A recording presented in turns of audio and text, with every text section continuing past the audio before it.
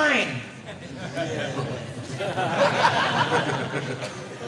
Jadi kenapa Islam di Indonesia itu maju? Kenapa Islam di Indonesia itu kuat? Karena waktu datang ke sini ketemu peradaban yang maju, ketemu peradaban yang jaya. Makanya kalau baru belajar kemarin sore jangan sok-sokan. Tiba Islam di Indonesia jahiliyah loh, ya apa tuh? Apa berani? Itu bahasa yang maju. Makanya sudah nggak ngomongin yang kecil-kecil tadi itu.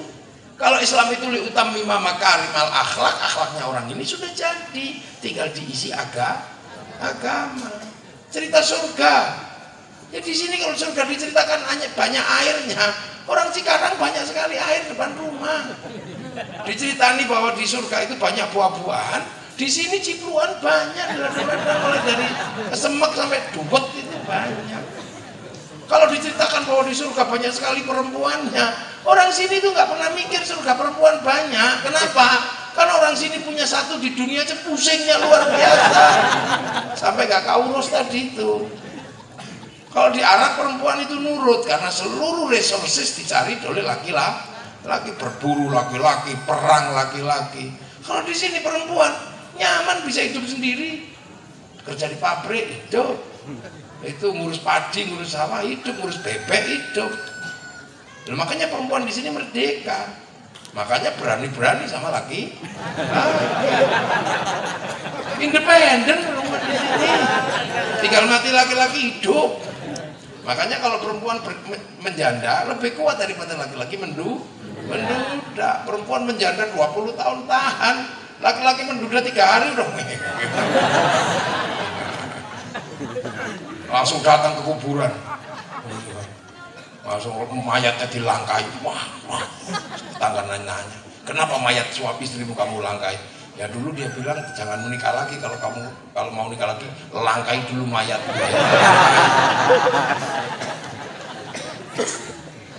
Ini sebagai tolak ukur agar kita tahu proses dari Makkah ke sini ini nggak datang dengan tiba-tiba, nggak datang dengan tiba-tiba. Itulah.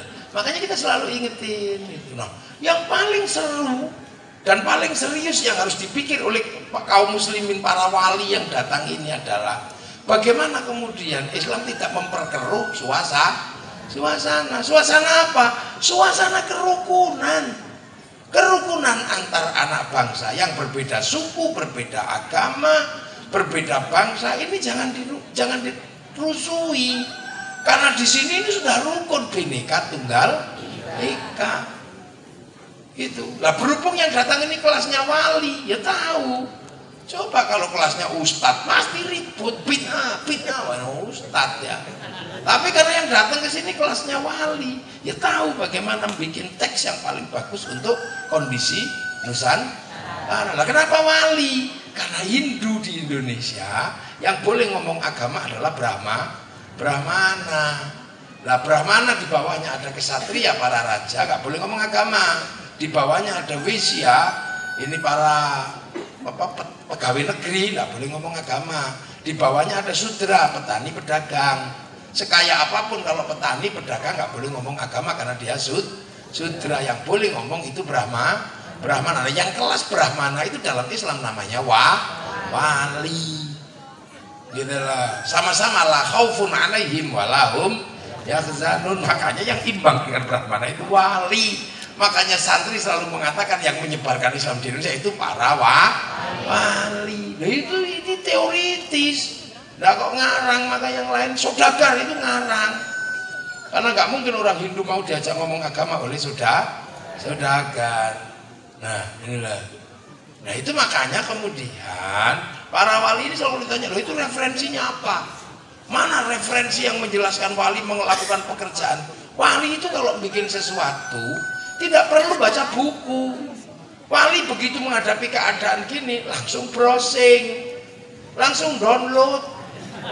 Wali itu suka download kemana? Ke harddisknya Allah di sana namanya Lauhil Mahfuz. Langsung duduk gini aja download. Qalu rabbuna Allah tsumma istaqamu tatanazzalu alaihimul malaika alla takhafu wala tahzanu. Jadi gini 3 tahun gini.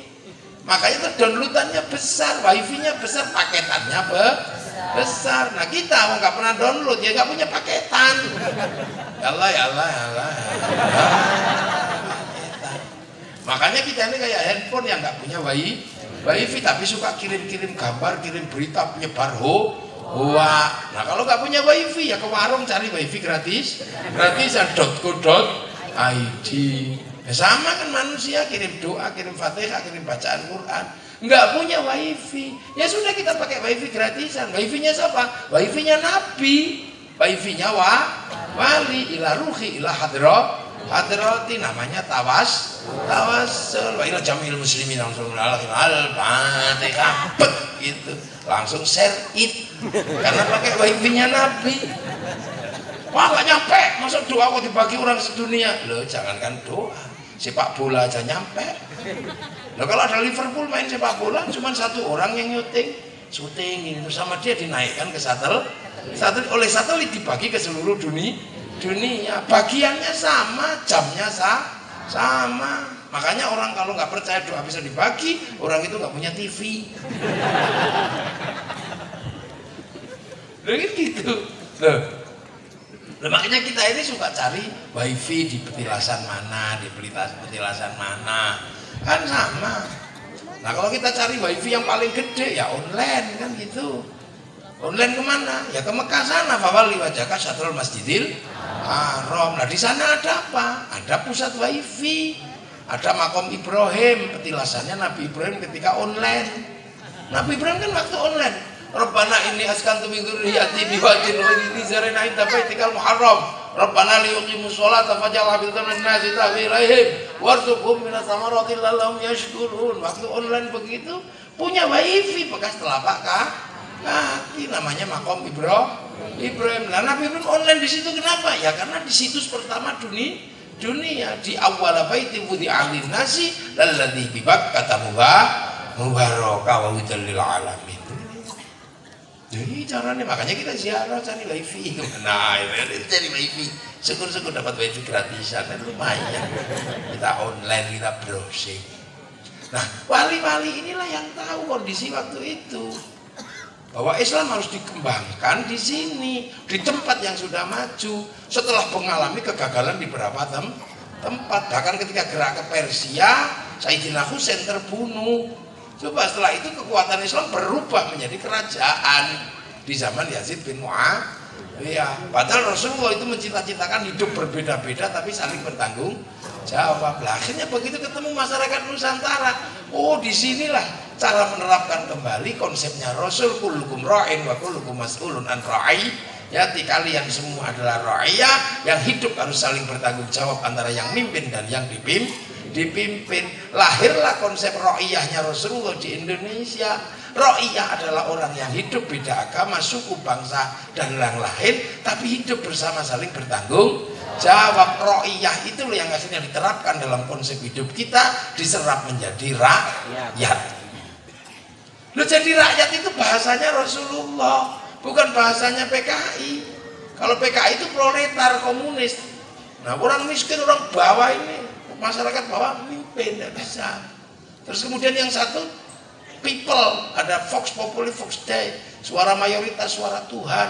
Makanya orang kalau kemudian semakin kompleks mengatasnamakan Tuhan, itu juga jadi diktator mayoritas. Makanya bangsa ini karena ro'iyah pernah dibawa ke kiri oleh PKI, pernah dibawa ke kanan oleh gerakan DITI, dua-duanya gagal karena ro'iyah itu hidup di tengah-tengah dalam perbedaan suku, bangsa, dan agama, tapi tetap hidup saling bertanggung jawab. Nah itu Rasulullah, kullukum ra'in wa kullukum mas'ulun an ra'iyati. Di Indonesia diserap ke bahasa kita menjadi rakyat.